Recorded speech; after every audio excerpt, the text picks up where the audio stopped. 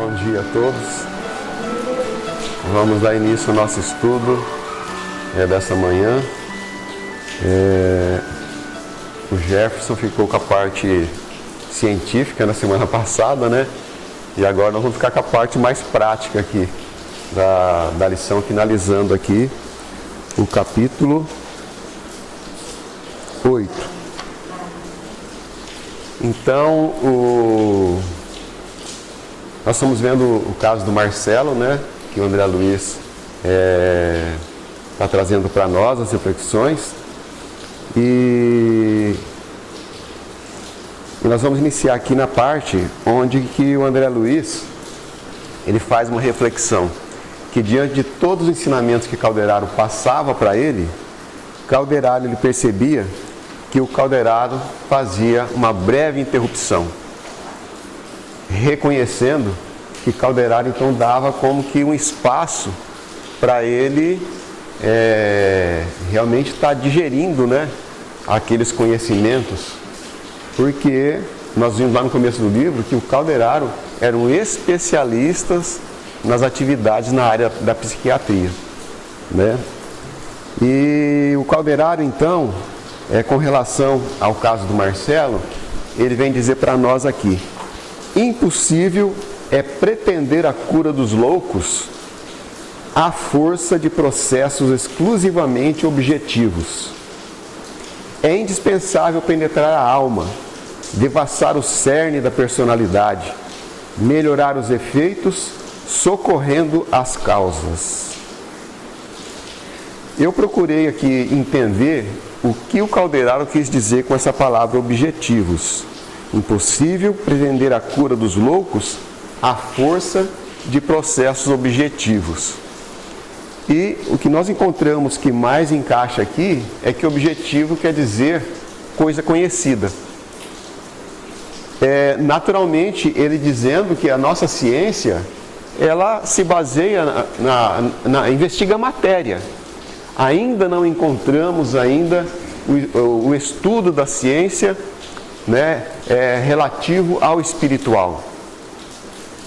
Então, se os nossos médicos, né, somente se basearem nas coisas conhecidas, né, é impossível, né? Esse negócio vai somente trazendo uma melhora, né, como nós vamos ver aqui o caso dos medicamentos, como é que funciona, mas o Calderaro vem dizer, completando essa lição: não restauraremos corpos doentes sem os recursos do médico divino das almas, que é Jesus Cristo. Eu fico pensando assim, nós que não temos, pelo menos digo assim olhando para mim, né, que não tenho nenhuma formação específica no assunto, né, da psicologia, da psiquiatria, e recebe uma informação dessa, o quanto isso é útil para nós, para mim e para todos nós. Agora a gente fica imaginando a pessoa que é ligada, né, que tem uma formação, que trabalha nessa área e tem uma informação dessa, recebe, consegue compreender, né, uma lição dessa. E isso com certeza vai render muitos frutos realmente num trabalho com uma informação dessas que André Luiz, através do benfeitor Calderaro, está trazendo para nós aqui neste livro, né? Então não vai existir cura, né, completa realmente sem os recursos. E ele não diz, isso daqui não se refere somente à atividade da psiquiatria, porque ele está se referindo aos doentes. E basicamente todos nós somos doentes, né? Todos nós somos enfermos da alma. Por isso que nós estamos aqui no hospital chamado Planeta Terra, né? Os fisiologistas farão sempre muito, tentando retificar a disfunção das células.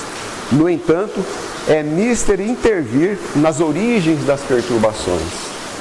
E isso, as origens, como nós estamos aprendendo neste livro, está realmente no espírito, né? Na nossa mente, naquilo que Calderaro demonstrou para nós, na formação da nossa mente, né? superconsciente, consciente e subconsciente.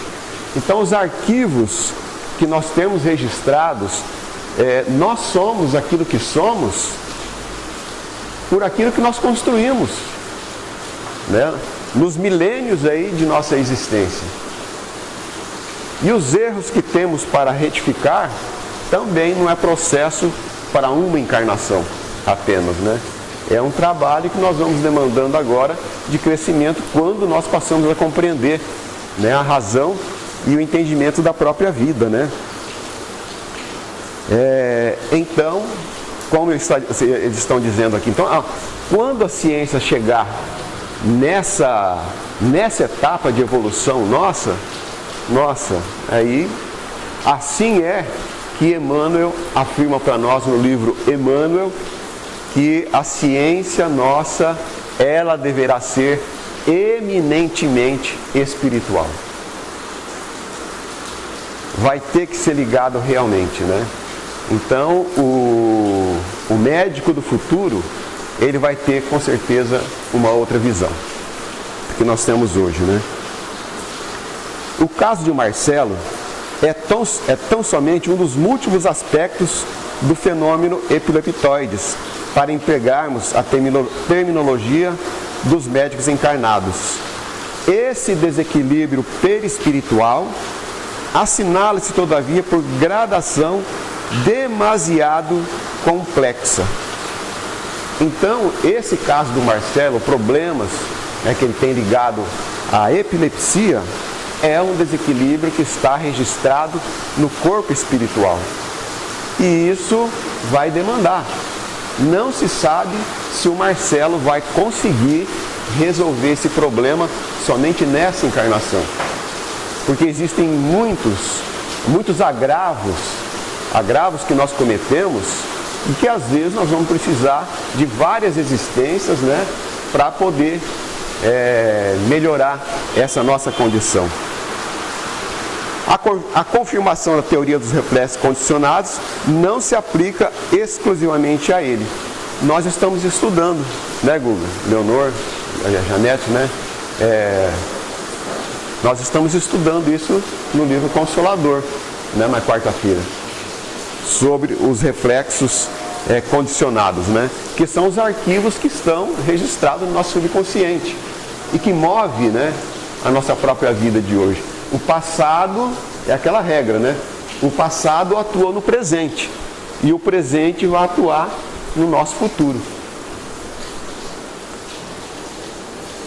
Temos milhões de pessoas irracíveis que, pelo hábito de se encolerizarem, já ficamos sabendo o que quer dizer irracíveis, né?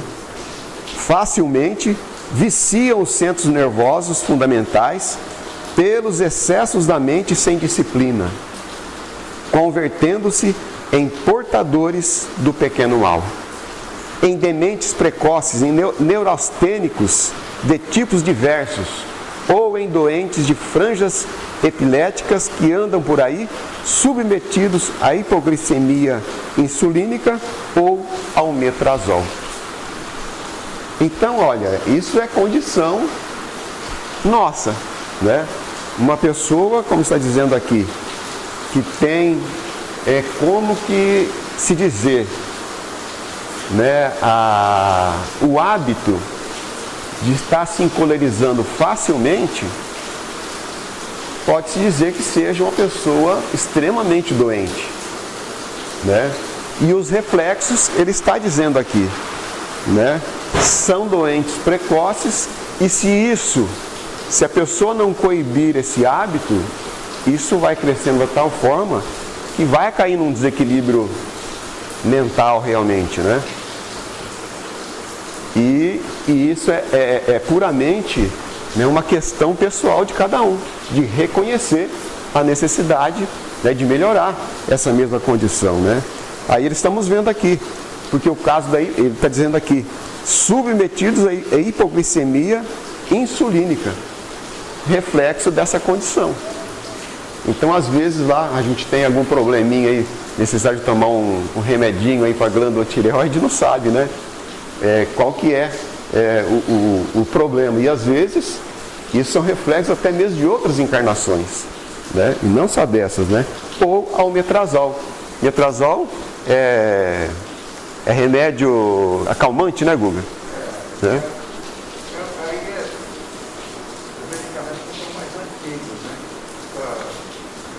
É da época do livro aqui, né?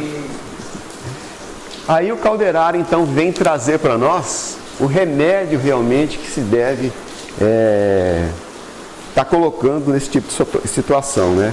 Enquanto isso, os serem educados mentalmente para a correção das próprias atitudes internas no ramerrão da vida, lhes seria tratamento mais eficiente e adequado, pois regenerativo e substancial. Mas aí é necessário a pessoa compreender isso, né? Então o trabalho das pessoas ligadas, né, à esfera do tratamento, né, dessas pessoas vai ser de convencer realmente, de mostrar a necessidade das pessoas estar se transformando, se educando, né, a própria condição íntima de cada um, né? Então a educação mental realmente, né, se tornar uma pessoa mais sensível, né, uma pessoa que consegue, né, neutralizar essas influências que ela faz uma parte da nossa condição. Quem é que já não se viu nessa situação aqui de extrema desequilíbrio emocional? Eu lembro que um amigo meu, ele tinha uma filhinha que era assim, sabe, muito levada. E ela devia ter assim, uns 3 ou 4 anos de idade. E ele era muito católico, ele ia nas missas todos os domingos. E aquele dia ele foi na missa, e para convencer a filhinha a ficar quietinha na igreja, ele disse assim: olha, depois da missa, nós vamos na sorveteria. Ah, combinou, tudo certo, mas você tem que ficar quietinha lá dentro da igreja. E eles foram. Mas só que chegou na hora ali, a igreja estava lotada. E ele teve que ficar com ela no colo. E então ele ficou dizendo, e ela depois, com o passar do tempo aí, a missa não acabava, ela começou a falar no pé do ouvido dele: eu quero ir na sorveteria. E ele espera a missa acabar. Daí a pouquinho: eu quero ir na sorveteria. Você falou para mim que ia na sorveteria. Espera a missa acabar. E aquilo foi. E ele, com aquele negócio, ele disse que já estava começando a ficar enervado com aquela situação. E de repente a menina falou para ele, olhou para ele assim, ele olhou para a menina: eu quero ir na sorveteria. E deu uma cabeçada no meio da testa dele. Ele falou: gente, se eu não estivesse dentro da igreja, no meio daquele povo, eu tinha esmagado aquela menina naquele momento. E são esses momentos aqui nossos, que está registrado dentro de nós. Se acontecesse comigo, seria a mesma coisa. Nós tínhamos um problema em casa, que meu filho Humberto, quando era novinho, né, nós separamos ele de quarto, e ele não ficava no quarto dele. Todas as noites ele acordava e já choramingava e pedindo, a gente ia lá, ficava com ele, ele dormia. A gente voltava para o quarto, ele e chorava de novo. Né? E eu trabalhava, né, em serviço pesado e tal, né, precisava descansar e não tinha jeito, né?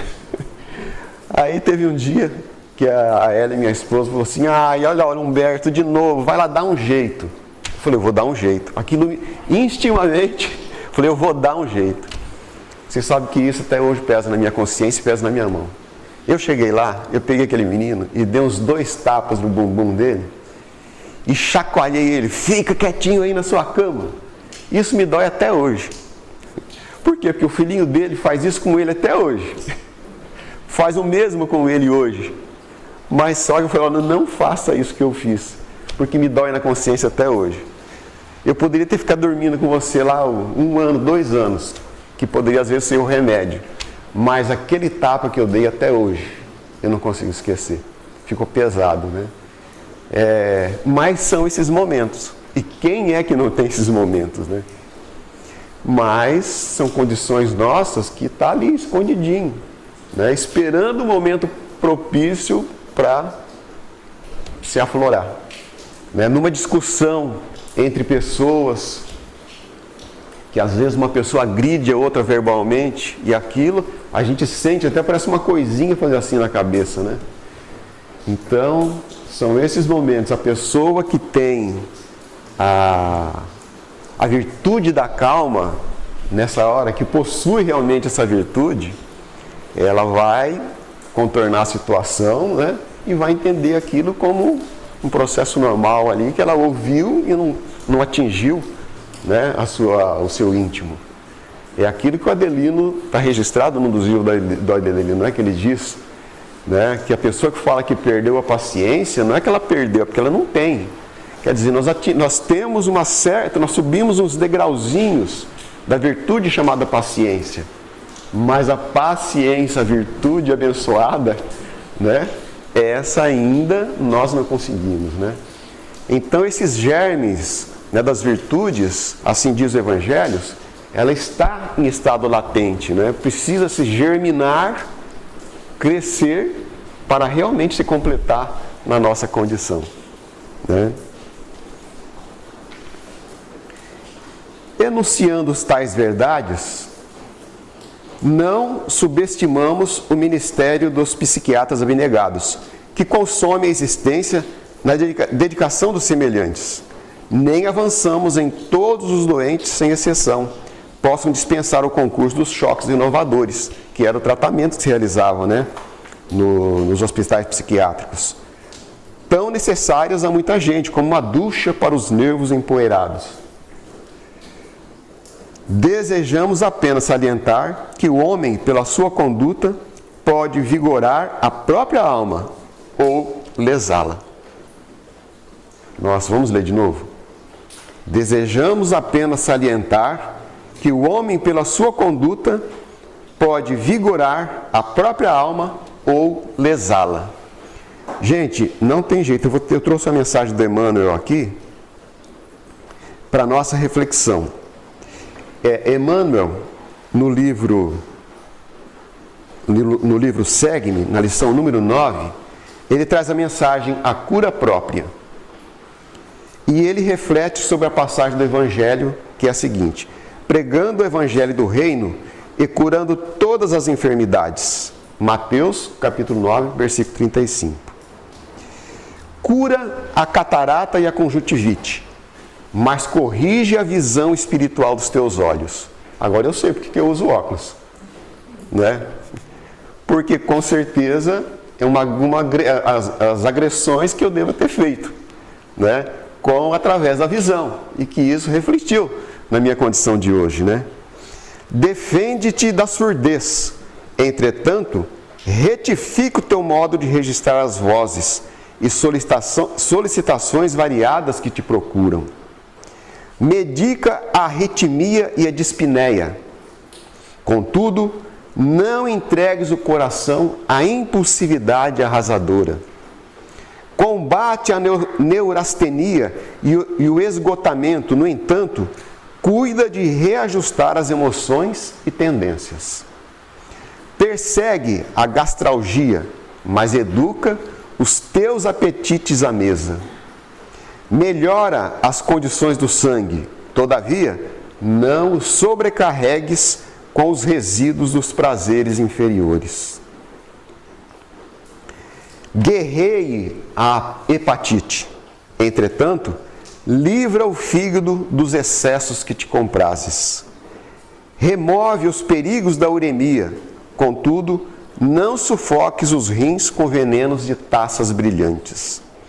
Desloca o reumatismo dos membros, reparando, porém, o que fazes com teus pés, com teus braços e mãos. Sana os desacertos cerebrais que te ameaçam. Todavia, aprende a guardar a mente no idealismo superior e nos atos nobres. Consagra-te à própria cura, mas não esqueças a pregação do reino divino aos teus órgãos. Eles são vivos e educáveis. Sem que teu pensamento se purifique e sem que a tua vontade comande o barco do teu organismo para o bem, a intervenção dos remédios humanos não passará de medida em trânsito para a inutilidade. Então, é uma coisa que está muito ligada, né, a esse ensinamento que nós estamos recebendo aqui e que vale a pena a gente estar refletindo, né? Porque é como o Calderaro estava se referindo, né? Nós doentes precisamos do médico Jesus Cristo realmente, né? Não tem outra condição, né? O caráter altruísta que aprendeu a sacrificar-se para o bem de todos estará engrandecendo os celeiros de si mesmo em plena eternidade. E o homicida, espargindo a morte e a sombra em sua cercania, estabelece o império do sofrimento e da treva no próprio íntimo. Então é aquele negócio, né? Se eu não me engano, nas cartas do apóstolo João, que ele diz que o bem que fazemos, nós recebemos centuplicadamente. Imaginemos isso, que todo o bem que nós fazemos, recebemos centuplicadamente. Se nós tivéssemos essa grande certeza, a gente só ia realmente estar ligado às nossas ações, nas atividades do bem e do amor, né? Mas somos seres ainda que estamos reconstruindo, né, a nossa própria vida e temos muito, né, que fazer. Isso se fará não a golpes verbalísticos de psicanálise e do amor. Isso não se fará não a golpes verbalísticos de psicanálise, mas socorrendo-os com a força da fraternidade e do amor, a fim de que logre a imprescindível compreensão com que se modifiquem, reajustando as próprias forças. Então, por isso que nós refletimos e dizemos, né, que esse não é um trabalho, às vezes, só para uma existência, né? É um trabalho aí para o nosso futuro, né? E André Luiz, ele nos traz uma lição no livro, se não me engano, Ação e Reação, quando ele diz que o nosso trabalho de revitalização espiritual exige esforço máximo de cada um de nós. Mas às vezes nós não estamos educados ainda para ter essa grande certeza da nossa vida, né? Nesse instante, observando o Marcelo, ele se reerguia no corpo novamente, né? Saindo daquele processo da epilepsia, e ele então se depara com o André Luiz e com o Calderaro. E aí ele diz: fraquejei e caí. E Calderaro então vem atrás dele, consolando, dizendo: "Oh não", exclamou o orientador, afagando, "não te sintas em queda, estás ainda em tratamento, não podemos esquecer a realidade. Teu esforço é admirável, entretanto, há que aguardar a contribuição do tempo", né? Isso está numa condição nossa quando nós queremos abandonar um vício, né? Que às vezes é uma luta. A gente reconhece que precisa vencer aquele vício, né? Mas a gente sempre, às vezes, cede, né? Acaba cedendo, né? E aquilo que o Chico diz, né? Que a tentação é uma coisa que a gente corre, mas bem devagar para ela dar tempo de alcançar a gente, né? A gente está ligado a uma viciosidade, mas aquilo traz tanto prazer para a gente que a gente não quer desligar daquilo, né? Mas é o caso do Marcelo aqui, que ele enxerga essa necessidade de enfrentar essa situação, mas não. Porque o Calderaro, ele poderia, por exemplo, né, impedir que aqueles obsessores se aproximassem. Mas é justamente essa aproximação que é o remédio que o Marcelo precisa para poder estar, né, em contato com essa situação e vencer, né, esse medo, esse receio, esse pavor que ainda está dentro dele, né? Aí o Calderaro ainda prossegue: em épocas recuadas, perdeste o valioso ensejo de seguir na senda progressiva, a escorregar e a resvalar. Agora é imprescindível retomar a subida cautelosamente. O pássaro de asas débeis não pode abusar do voo. Então era uma pessoa que estava ali reconstruindo, né, a sua própria vida, né? Uma pessoa que poderia se dizer assim, né, que ainda era um convalescente daquela situação que ele trazia dentro dele, né? Então precisava realmente desse tempo, né? O jovem cobrou esperanças novas e, contemplando o caldeirado, reconhecidamente inquiriu: acredita, meu benfeitor, que devo optar pelos hipnóticos, os medicamentos, né, para o controle da situação? E o caldeirado diz que os hipnóticos são úteis só na áspera fase de absoluta ignorância mental, quando é preciso neutralizar as células nervosas. Antes, os prováveis atritos da organização perispirítica. Né? Então, no caso do Marcelo, o caldeirado já dizia que não era necessário, né? Que o remédio realmente estava dentro dele, né? No seu controle íntimo. Né? E em teu caso, Marcela, para a sua consciência, que já acordou na espiritualidade superior, o remédio mais eficaz consiste na fé positiva, na autoconfiança, no trabalho digno e em pensamentos enobrecedores. E ele, como era uma pessoa que estava ligado, né, à doutrina espírita, tinha já esses conceitos, né, guardados no seu coração e sabia que isso ele deveria trabalhar por toda a sua existência nesse trabalho. E isso vai se perpetuar por toda a nossa vida nesses conceitos de reconstrução, né, e de reforma íntima. Né? Permanecendo nas zonas mais altas da personalidade, vencerás os desequilíbrios dos departamentos mais baixos, competindo por isso mesmo, atacar a missão renovadora e sublime que te foi confiada no setor da própria iluminação do bem e do próximo. Né? Então, olha, isso daí chega a ser uma missão e nós precisamos compreender que todos nós abraçamos ela quando abraçamos a necessidade da encarnação aqui neste mundo. Né? Os elementos medicamentosos podem exercer tutela despótica. Quer dizer, pode exercer o que se chama de... Esqueci o termo, Guga. O medicamento, ele, às vezes, ele vem causar dependência, né? Vem causar uma dependência na pessoa. Eu tenho minha sogra, ela toma um medicamento há mais de 40 anos e o médico não quis tirar. Olha, não tem jeito. A minha esposa levou ela ao médico, queria jeito de conseguir. O médico não quis tirar o medicamento que ela faz, usa 40 anos para depressão. E eu não tenho mais depressão. Né? Já está na idade avançada, né? Então, são esses problemas, né? Essa tutela despótica sobre o cosmo orgânico. Sempre que a mente não se disponha a controlá-la, recorrendo aos fatores educativos.